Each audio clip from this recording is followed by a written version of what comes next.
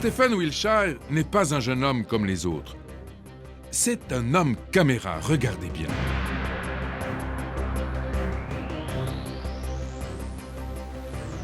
Quelques heures auparavant, pour la première fois de sa vie, il a survolé pendant quelques minutes le centre de Londres. Puis, Stephen a été conduit devant cette grande planche à dessin. Et ici commence l'incroyable.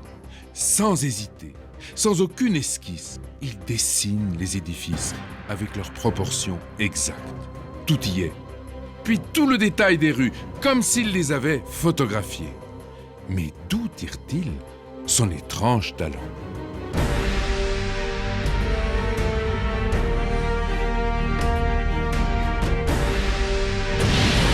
Ce sont des prodiges du dessin, de la musique ou du calcul. Qui sont ces hommes phénomènes atteints du syndrome savant? On l'appelle le petit Mozart du jazz. Comment, en une nuit, le jeune Matt Savage a-t-il découvert le piano? Transe, extase, méditation, les états modifiés de la conscience nous révèlent-ils une part inconnue de nous-mêmes? Peut-on étudier scientifiquement le cerveau des croyants? La foi laisse-t-elle une trace repérable dans le cerveau? La science, qui s'est dotée aujourd'hui de machines nouvelles pour explorer l'esprit humain, saura-t-elle nous dévoiler la face cachée du cerveau?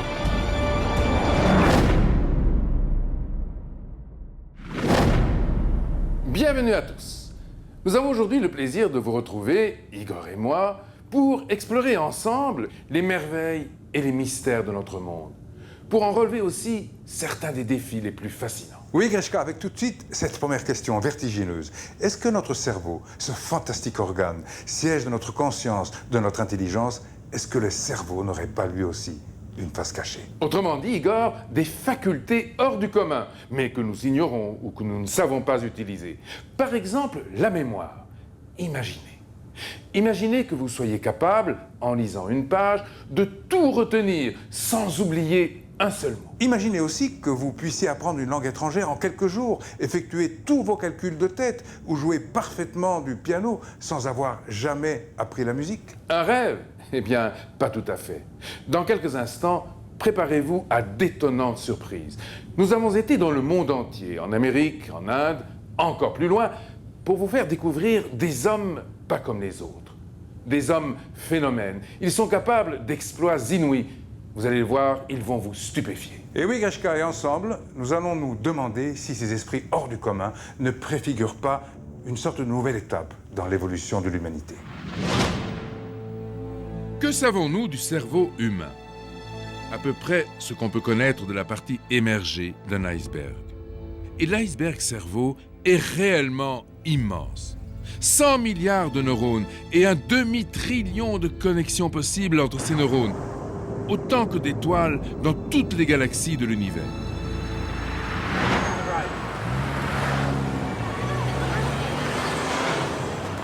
Dans l'histoire de l'exploration du cerveau, ce sont souvent des comportements singuliers qui ont permis de faire progresser les connaissances. C'est le cas aujourd'hui des personnes atteintes du syndrome savant. Après l'homme caméra, voici l'enfant évaluateur prodige. Nous sommes en 2003 au Québec. Julien a 9 ans et il souffre d'un trouble envahissant du développement. Dans son cas, il s'agit d'autisme.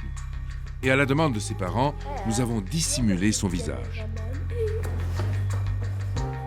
Pour tester ses extraordinaires capacités d'évaluation, l'équipe de chercheurs canadiens va lui proposer toute une série d'épreuves. Exercice numéro 1, Julien doit estimer la circonférence de ce cercle. C'est grand. Wow. Tu vois le grand cercle? Il dessine partout ici. Tout ça, c'est 25 mètres. 25. L'expérience est d'autant plus ardue que le temps est compté. 20 mètres. 20 mètres. Le filet. OK. Le tuyau blanc ici, jusque là-bas. Combien tu penses qu'il mesure? 10 mètres. 10 mètres. Et le résultat dépasse toutes les prévisions. Les réponses de Julien sont justes à 90%. Non, c'est vrai. Pour le second exercice, nous avons placé la caméra derrière un miroir sans teint afin d'éviter de déconcentrer Julien. Je vais te les donner un par un. Tu vas pouvoir les prendre dans ta main, comme ça. Cette fois-ci, il doit estimer le poids de chaque verre. 200. Là encore, les réponses sont très proches de la réalité.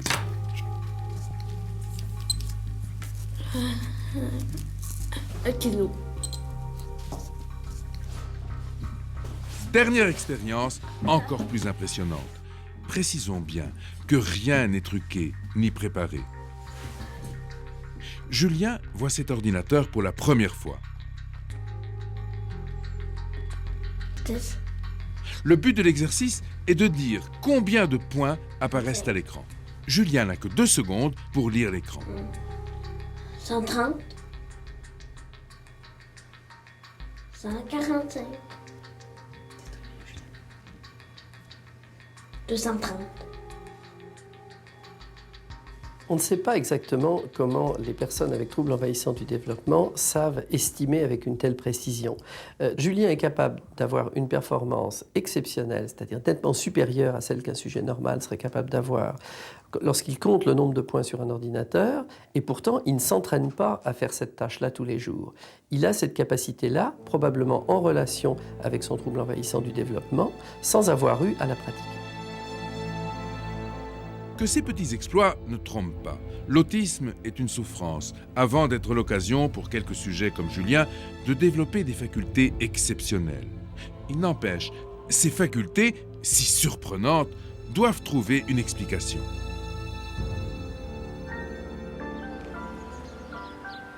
Notre enquête continue donc aux États-Unis, dans le Maryland. Et voici Matt Savage. Matt a été diagnostiqué autiste dès son jeune âge. Et aujourd'hui, il est considéré comme un pianiste de génie.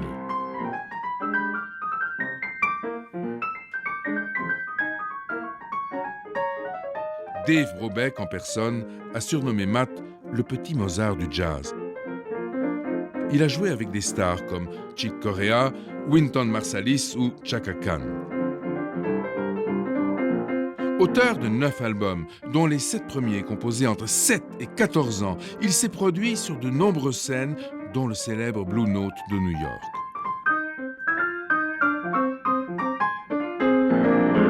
Question: comment vous vient la musique? Je ne sais pas vraiment. Je ne sais pas si ça vient de la tête, du cœur ou des mains. Ça se passe très simplement.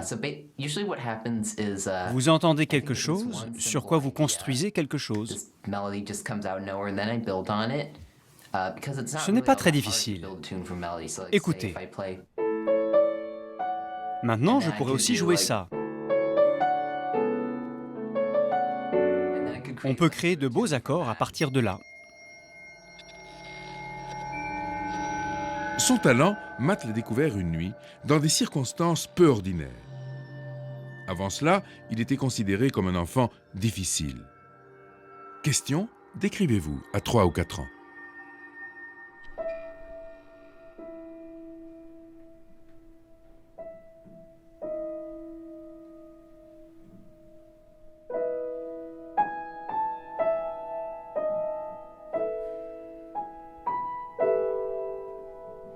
Matt a choisi de nous répondre en musique, tandis que sa mère, elle, l'a fait avec des mots. C'était un enfant difficile. Il était sensible au son, à la lumière. Tout le dérangeait.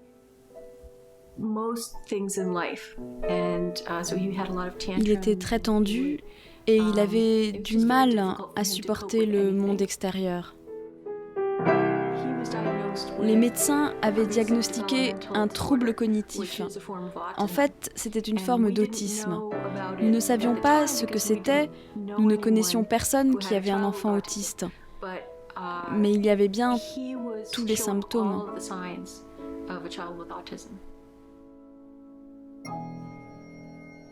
Et une nuit, à 6 ans, Il arrive quelque chose d'étonnant. En quelques heures, Matt découvre le piano. Question, que s'est-il passé cette nuit-là?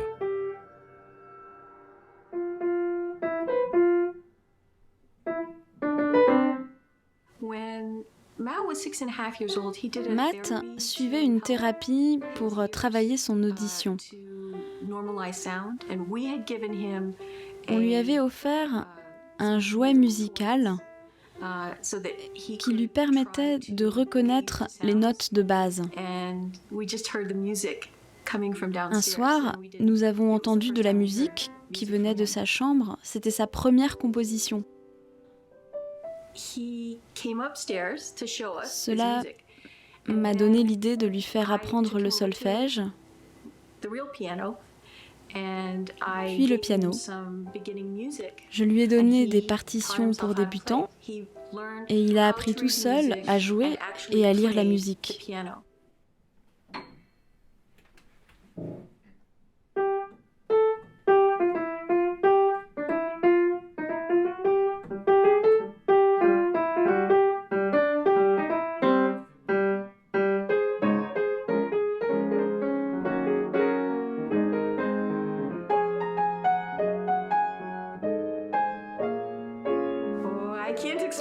Je ne comprends pas comment il fait. C'est inexplicable.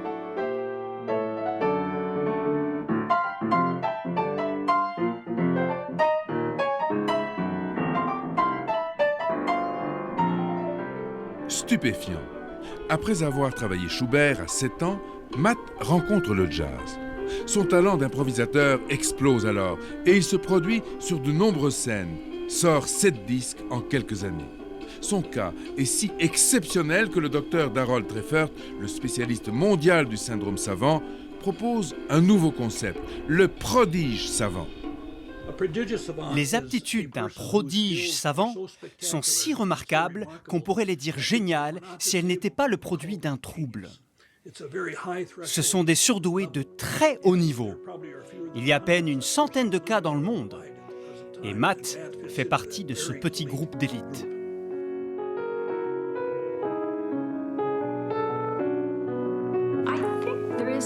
Peut-être y a-t-il un lien entre l'autisme de Matt et son talent.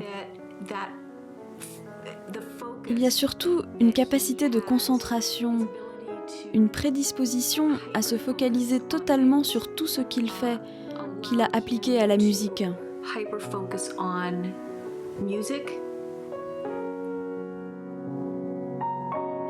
Aujourd'hui, Matt poursuit ses études à Boston et il passe les week-ends dans la ferme bio familiale.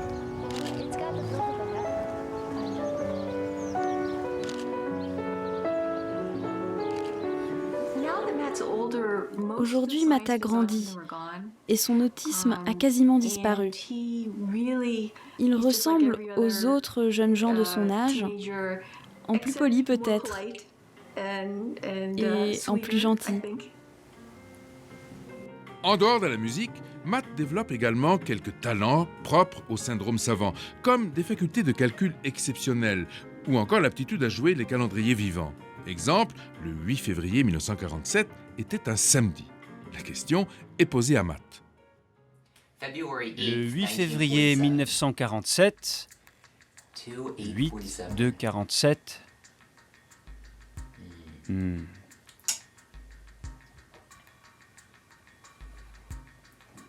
C'était un samedi. Gagné!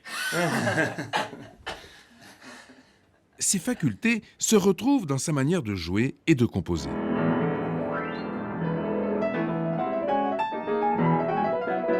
Il répète peu, ne joue jamais 2 fois de suite la même version et il commence ses concerts sans avoir fixé ses programmes à l'avance.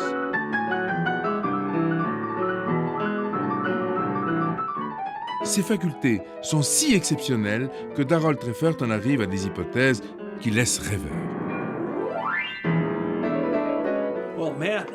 Comme la plupart des prodiges savants, Matt a visiblement accès à une énorme réserve mentale, un réservoir d'informations, ou de talents, ou de facultés, auxquels vous et moi, nous n'avons pas accès. Ces professeurs disent qu'il n'est même pas conscient de tout ce qu'il sait.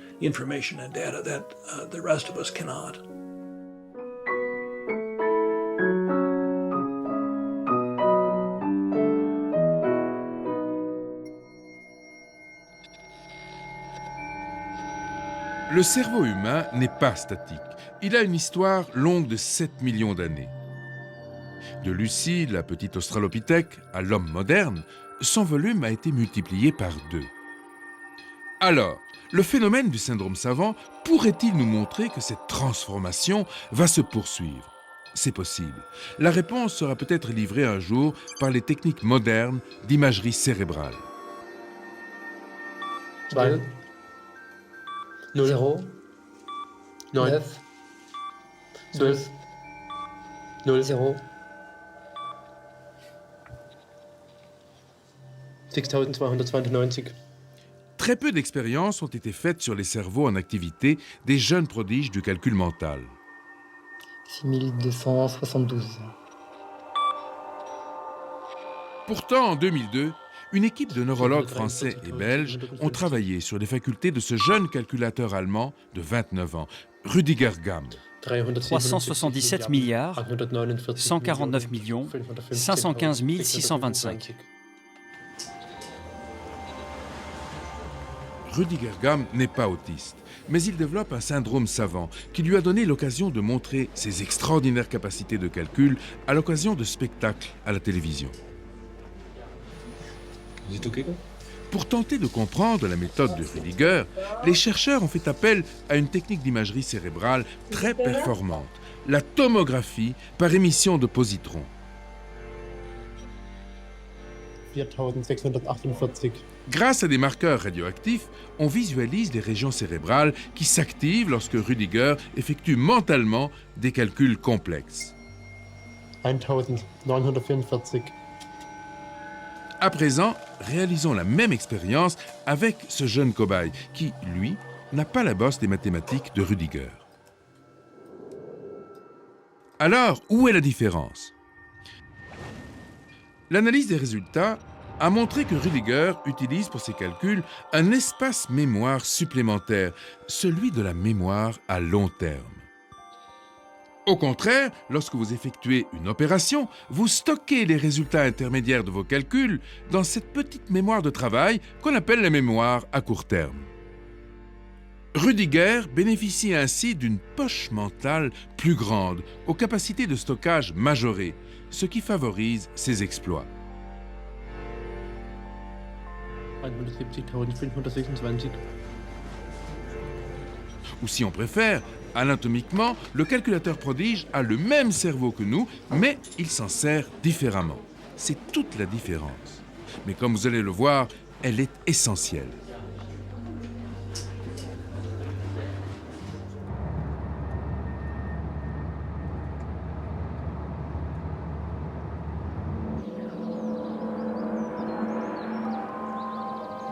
Tempête de neige sur la petite ville de Fond-du-Lac, dans le Wisconsin. C'est là que vit le docteur Darold Treffert, ce médecin psychiatre qui a consacré 40 ans de sa vie au phénomène du syndrome savant. En 1988, il a été consultant pour le film Rain Man, inspiré par le cas réel du fameux Kim Peek, le plus célèbre de tous les syndromes savants, aujourd'hui disparu. J'ai rencontré Kim Peek à l'occasion du tournage du film Rain Man, pour lequel j'étais consultant. Je l'ai appelé le mont Everest de la mémoire. Il avait mémorisé 12 000 livres, mot pour mot, et en 15 ans, il avait emmagasiné une quantité incroyable d'informations sur l'histoire, les biographies, la Bible, tout ça. Le plus frappant chez lui, c'est qu'il lisait très vite, un œil sur chaque page, et il stockait toutes ces informations sur le disque dur de son cerveau qui n'affichait jamais « Attention, mémoire pleine ». Il a une mémoire stupéfiante. À ma connaissance, il n'y a jamais eu, et je pense qu'il n'y aura jamais personne avec une mémoire comme celle de Kim Peek. Même s'il a pris sa retraite, Darold Treffert reçoit quotidiennement des dizaines de courriers électroniques du monde entier, émanant de parents inquiets. Je reçois des mails du monde entier, de Chine, de l'Afrique du Sud, du Brésil, surtout des parents qui demandent de l'aide ou qui veulent développer le talent de leur enfant.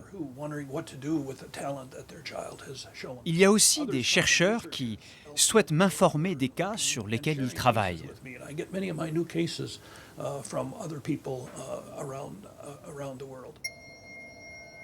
Le docteur Treffert a examiné des centaines de clichés radio de cerveaux de personnes atteintes du syndrome savant. Et selon lui, tous auraient une caractéristique commune. Les personnes atteintes de syndrome savant présentent toute une lésion dans l'hémisphère gauche de leur cerveau. Cette lésion peut résulter d'une blessure ou d'un traumatisme. Elle peut aussi être d'origine génétique. Nous sommes au cœur du problème. Il faut se souvenir que notre cerveau est divisé en deux hémisphères spécialisés. Pour nous l'expliquer, nous avons fait appel à une célèbre neuroanatomiste, le docteur Jill Bolte Taylor. Dans un hôtel, entre deux avions, le docteur Taylor nous a ouvert ses bagages. Le cerveau humain est divisé en deux hémisphères qui ne fonctionnent pas de la même manière. Voici un vrai cerveau humain. Vous voyez clairement qu'il est divisé en deux parties. Ici l'hémisphère gauche et ici l'hémisphère droit. Chaque hémisphère a une manière différente de traiter l'information. L'hémisphère droit traite tout ce qui concerne le moment présent, tout ce qui se passe ici et maintenant. Il perçoit le monde comme un ensemble où les choses ne sont pas séparées, où elles semblent connectées. Il voit le monde comme un tout et il le voit en images.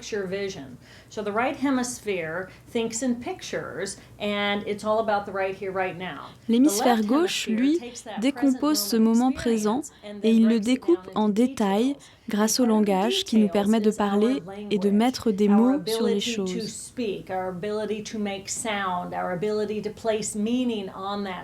Et parmi ces mots, il y a « je suis », il y a le sentiment d'être un « moi », de me distinguer comme un individu.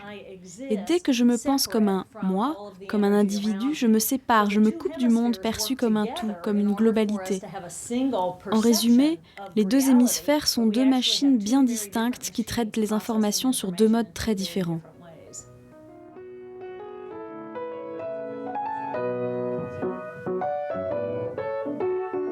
À présent, rappelez-vous, le docteur Treffert avait remarqué que les cerveaux de personnes atteintes du syndrome savant présentent toutes une lésion à l'hémisphère gauche.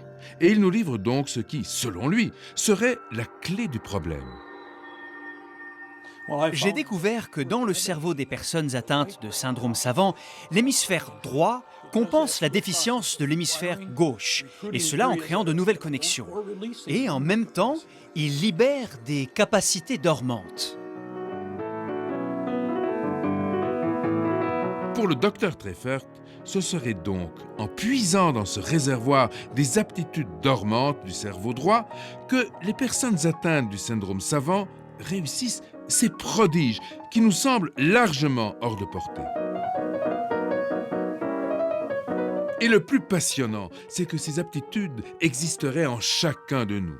Pour le démontrer, le docteur Treffert a examiné les cas de personnes qui, à la suite d'un accident, ont souffert des mêmes lésions que les syndromes savants.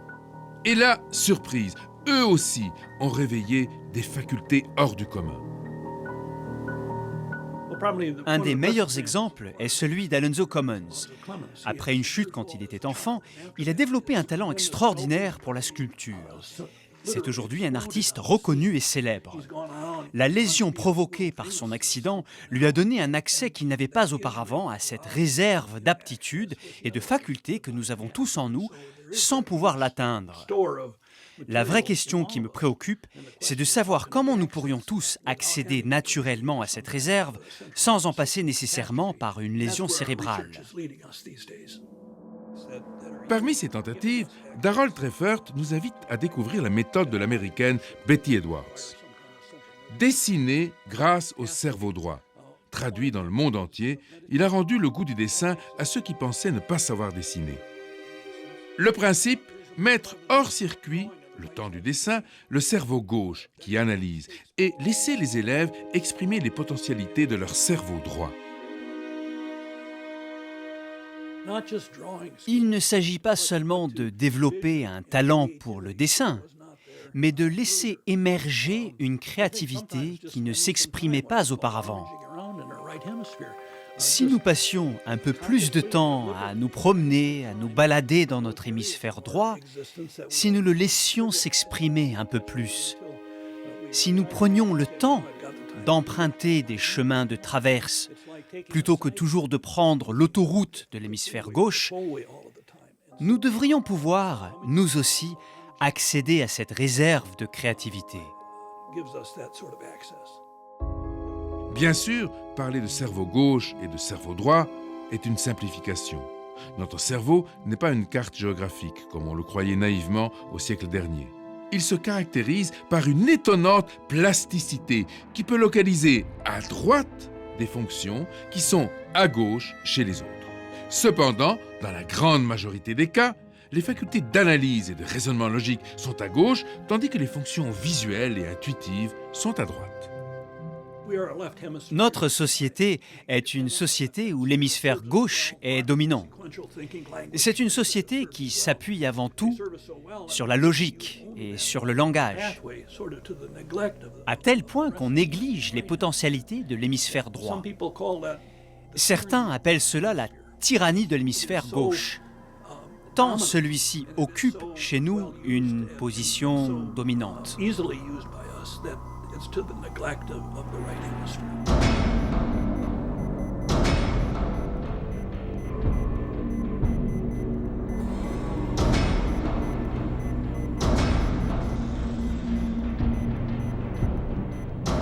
Si quelqu'un se pose aujourd'hui en apôtre du cerveau droit, c'est bien le docteur Jill Bolte Taylor. Ce qui lui est arrivé est incroyable. Un matin de 1996, elle est victime d'un accident vasculaire qui noie de sang son hémisphère cérébral gauche. J'ai été victime d'un accident vasculaire cérébral dans cette région de mon cerveau gauche. Quand un vaisseau a explosé, la lésion s'est amplifiée et l'hémorragie m'a progressivement empêché de marcher, d'écrire, de me souvenir du moindre détail de ma vie. Or, rappelez-vous, le docteur Taylor est neuroanatomiste. Avec une étonnante lucidité, elle raconte le voyage qui, depuis la lésion de son hémisphère gauche, l'a conduite progressivement à découvrir les potentialités de son hémisphère droit.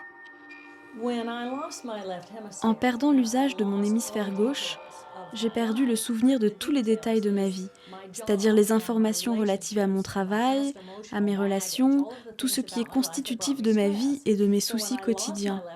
Tout d'un coup, ce stress s'est évanoui. Il ne me restait plus que la conscience et la beauté du moment présent, et c'était merveilleux. Tout a changé alors. Je suis passée dans un espace d'amour, d'ouverture, de compassion, de célébration de la vie, de gratitude pour l'être que je suis.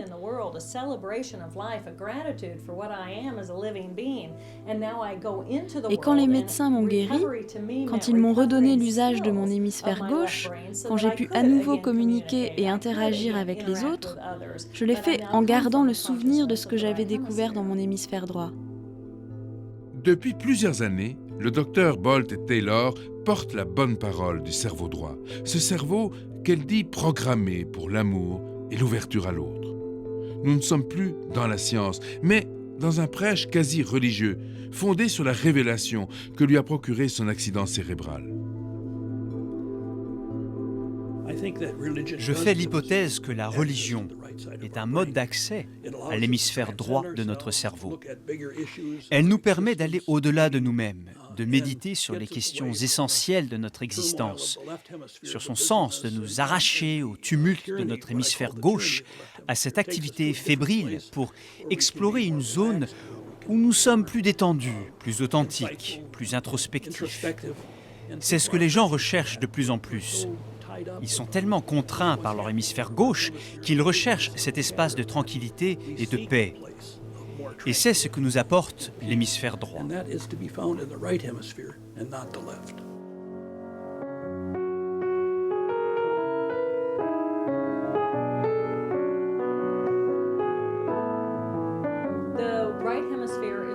L'hémisphère droit nous connecte à la dimension de la spiritualité. Il nous ouvre à une vision globale qui abolit les limites. Et quand les frontières disparaissent, on est offert à la totalité de ce qui existe. On sent la présence de quelque chose qui est plus grand que soi. On l'appelle Bouddha, Dieu, Allah, peu importe, car cette présence est là en nous, dans la conscience de notre hémisphère droit.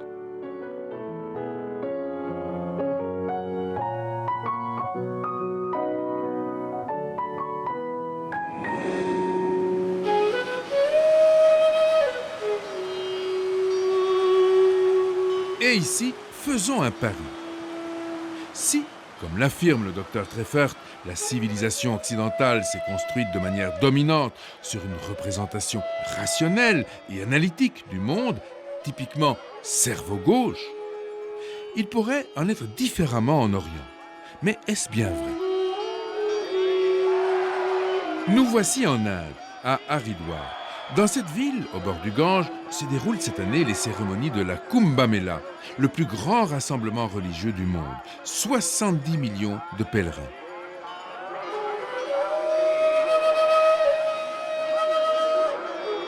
L'événement le plus important du pèlerinage est l'immersion dans le fleuve qui nettoie les croyants de tous leurs péchés.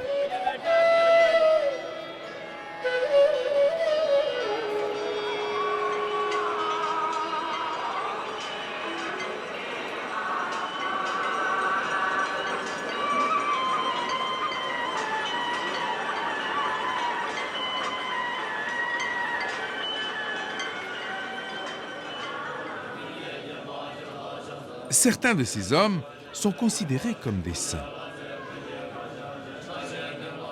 Leur but est d'atteindre un état d'illumination.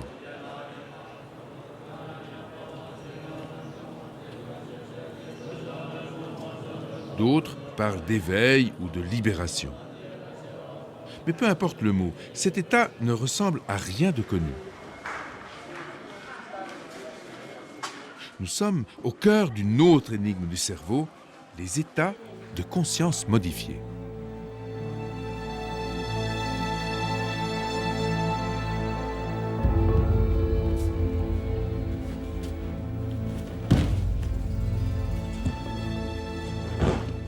L'étude de ces états de conscience modifiés est difficile à mener sans un minimum de pratique. Christine Lescamph, elle, a choisi l'aïkido. Psychologue à l'université de Paris 11, elle a publié une étude très fouillée sur la conscience modifiée. La conscience modifiée est une autre façon d'être au monde, d'appréhender la réalité, son corps, dans le temps et dans l'espace. Et nous avons des états qui vont de l'excitation extrême, comme dans la transe de possession, où le corps et l'esprit sont totalement agités, jusqu'à des états d'extase où on essaie de faire disparaître en fait ces états de conscience dans une immobilité absolue du corps.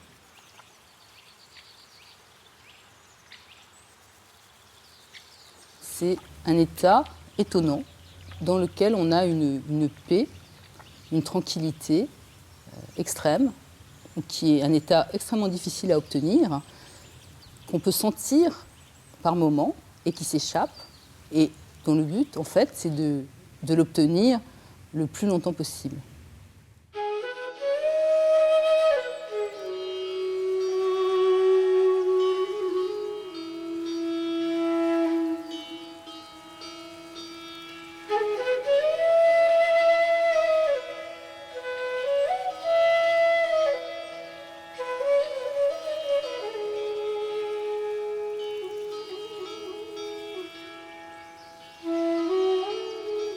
À présent, nous allons tenter de découvrir ce qui peut se passer dans l'esprit d'un méditant ou d'une personne en proie à l'extase mystique. Ce jeune pratiquant de Haridwar en a une conscience très claire. La méditation consiste à oublier le monde extérieur pour se tourner vers la présence intérieure. Nous perdons alors la conscience totale de notre corps. Le corps, ce véritable temple que nous utilisions auparavant comme un outil, disparaît pour laisser place à une vibration, une énergie, une présence faite de paix, d'harmonie, d'amour, de compassion, de conscience de la totalité. C'est comme si on plongeait dans le ciel. L'infini vous est ouvert, vous n'êtes plus différent des autres, vous êtes un avec le tout. Et voici l'étonnant.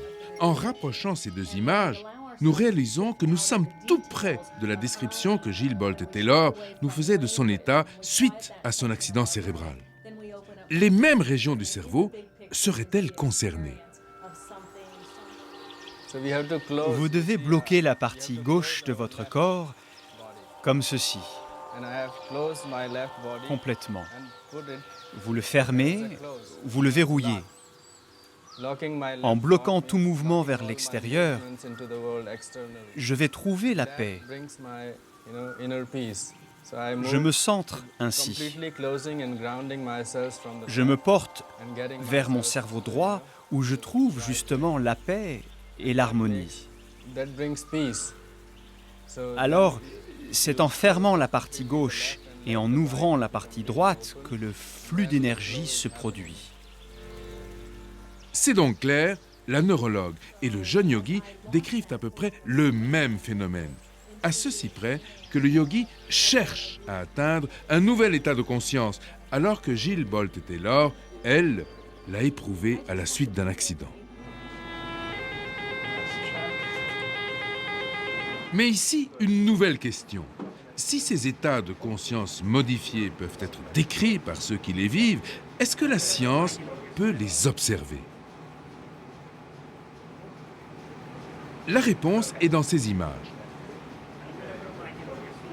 En 1995, le docteur Andrew Newberg de l'Université de Pennsylvanie a eu l'idée, le premier, de scanner les cerveaux de moines bouddhistes en méditation et de religieuses chrétiennes en prière. Et ce qu'il a découvert dépasse, et de loin, la seule expérience religieuse.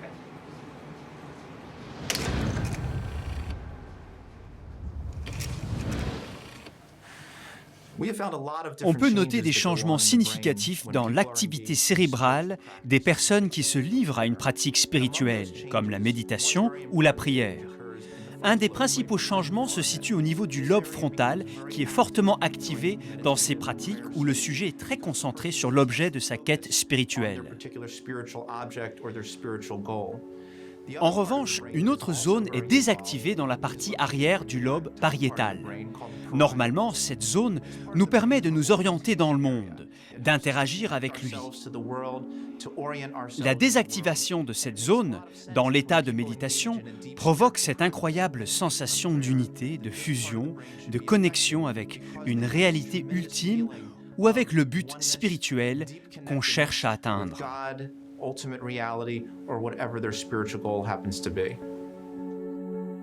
Autrement dit, l'expérience de la méditation met en sommeil des fonctions plutôt cerveau gauche, celles qui concernent la distinction, le positionnement ou l'orientation, favorisant du même coup un état plutôt cerveau droit, d'unité et de fusion avec l'univers. Dans un tout autre domaine, la pratique de l'aïkido permet à Christine Lescanf de montrer très concrètement comment la recherche de certains états mentaux a un retentissement sur nos aptitudes physiques. La façon dont on pense, la façon dont on oriente son attention, en fait, se reflète dans notre posture, dans nos actions. Et on peut le voir très facilement quand on fait des exercices de ki-aikido, donc comme ceux que je vais vous montrer maintenant. Donc si j'ai peur, si deux personnes dangereuses viennent m'attaquer et donc essaient de me soulever, par exemple, et que je me défends, et je suis très vulnérable. Ils me soulèvent comme ils veulent. Maintenant, je change d'état d'esprit, je me concentre autrement, je modifie ma conscience, je suis centrée sur le centre de mon corps, je me détends et je suis totalement ancrée dans le sol. On ne peut pas me soulever, donc ils essayent maintenant de me soulever, et en fait, ça devient très difficile pour eux et même dangereux pour eux. Donc un autre exemple, j'ai 6 personnes devant moi et je veux les pousser et j'y vais durement. Donc je pousse durement. Et je peux pousser la première, mais les autres ne bougent pas. Donc maintenant, je vais changer mon état d'esprit, la façon dont je porte mon attention, ma conscience. Je me relâche complètement et je pense à la dernière personne, à Adam, qui est à la fin de cette ligne. Et j'y vais tout en relâchement, mais en pensée, jusqu'à la fin, jusqu'au dernier, et c'est lui que je pousse. Jusqu'au bout, tranquillement. Donc un autre exemple où ils viennent maintenant essayer de me renverser, et moi je résiste physiquement contre eux, et effectivement, ils me renversent. Donc maintenant, je vais agir différemment, je me concentre différemment, de façon à ce qu'ils se poussent l'un l'autre. Je me relâche, j'étends, et jusqu'à ce que je décide de m'en débarrasser. Si l'aïkido indique comment un état mental peut agir sur le physique, on peut aussi montrer comment les états mentaux renforcent certaines valeurs morales. En étudiant sous IRM l'activité cérébrale de méditants en état de compassion, Antoine Lutz a découvert que les circuits neuronaux des sujets les mieux entraînés à la compassion s'étaient transformés. Nous avons constaté que chez les moines qui pratiquent fréquemment la méditation, une région du cortex qu'on appelle l'insula s'activait fortement à l'écoute d'un son à forte composante émotionnelle, comme par exemple le cri d'une femme effrayée. C'est une découverte importante, dans la mesure où cette zone joue un rôle essentiel dans la vie émotionnelle, particulièrement dans l'empathie, cette aptitude à ressentir, à partager les émotions d'une autre personne. Et rappelez-vous, dans l'état de méditation, le sujet met en sommeil les fonctions de séparation avec le monde, au profit des fonctions de liaison, de fusion, d'empathie. On découvre alors que des vertus comme la compassion, la charité, l'altruisme pourraient s'apprendre et se cultiver, comme on apprend à jouer d'un instrument de musique. Ce qu'on retient de cette découverte, c'est que l'expérience peut transformer notre cerveau. Nous le savions déjà, c'est le concept de neuroplasticité. Mais ce qui est nouveau dans notre recherche, c'est le fait que la pratique fréquente de vertus comme la compassion ou le souci des autres peut aussi produire des changements dans notre cerveau.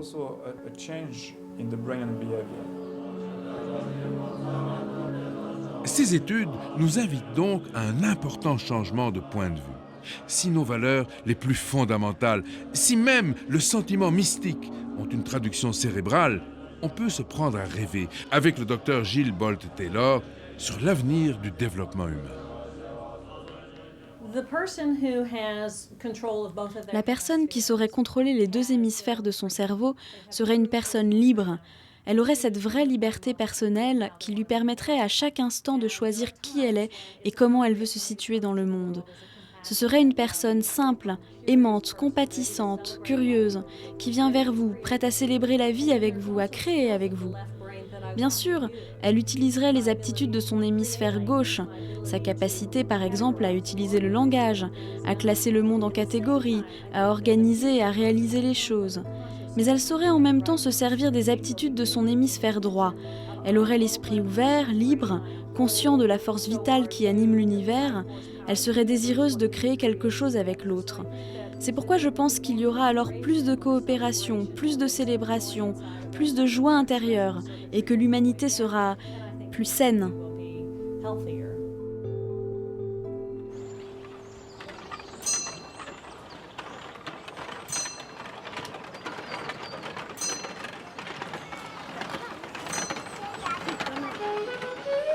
En Inde, nous avons poussé notre voyage tout au nord, jusqu'à Dharamsala. C'est dans la ville haute que logent la plupart des réfugiés tibétains. Malgré nos efforts, malgré son accord de principe, nous n'avons malheureusement pas réussi à rencontrer le Dalai Lama. Le contexte politique ne s'y prêtait pas.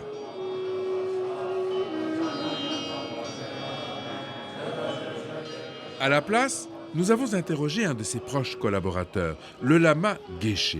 Il nous a confirmé le grand intérêt du Dalai Lama pour la connaissance scientifique de l'esprit. Cela fait près de 30 ans que Sa Sainteté le Dalai Lama entretient un dialogue approfondi avec les neurologues du monde entier sur la nature de l'esprit. Ce dialogue, qui a apporté beaucoup à chacune des parties, a permis à la science occidentale de mieux saisir la richesse de l'approche bouddhiste de cette question. Alors peut-être que l'évolution se trouve au point de rencontre de l'exploration moderne du cerveau et des traditions venues d'Orient. Le bouddhisme met particulièrement l'accent sur les possibilités qu'a la conscience de se développer et d'atteindre un état délivré de toute limite. Cette évolution possible, le lama Geshe l'a résumée par ces mots.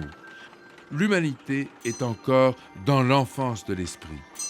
Un constat que nous avons demandé à nos invités de commenter à leur tour, avec leurs mots à eux. Oui, nous sommes toujours dans l'enfance du cerveau, effectivement. Et nous sommes devant un formidable défi. Après avoir trop longtemps ignoré les potentialités de notre hémisphère droit, nous prenons conscience aujourd'hui de l'importance qu'il y a à nous y intéresser de plus près. Je dirais que nous sommes encore jeunes, mais pas que nous sommes dans l'enfance. Nous y étions quand nous n'avions pas encore développé les fonctions de l'hémisphère gauche. Et il fallait bien que nous les développions afin de parvenir à ce que nous cherchons aujourd'hui, à savoir un réel équilibre entre les deux hémisphères. Le temps est venu de prendre en compte les caractéristiques de l'hémisphère droit afin de réussir cet équilibre qui fera de nous des êtres complets. C'est ce qui nous permettra, je crois, d'envisager une réelle évolution.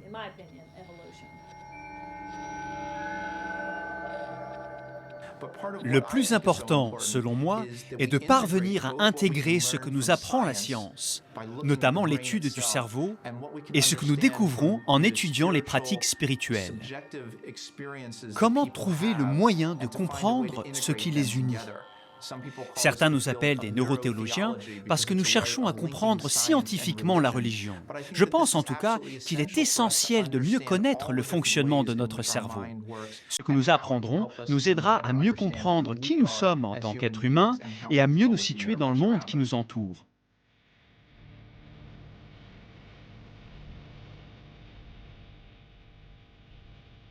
Et pour finir, retour en France. Voici Neurospeed, sur le plateau de Saclay, une création du commissariat à l'énergie atomique. À ce jour, c'est le plus puissant centre de neuroimagerie cérébrale du monde, disposant d'aimants gigantesques. En explorant les régions les plus secrètes de notre cerveau, encore dans l'ombre aujourd'hui, la science de demain pourra-t-elle éclairer sa face cachée? Aidera-t-elle l'humanité à faire un immense bond en avant? Et pourquoi pas?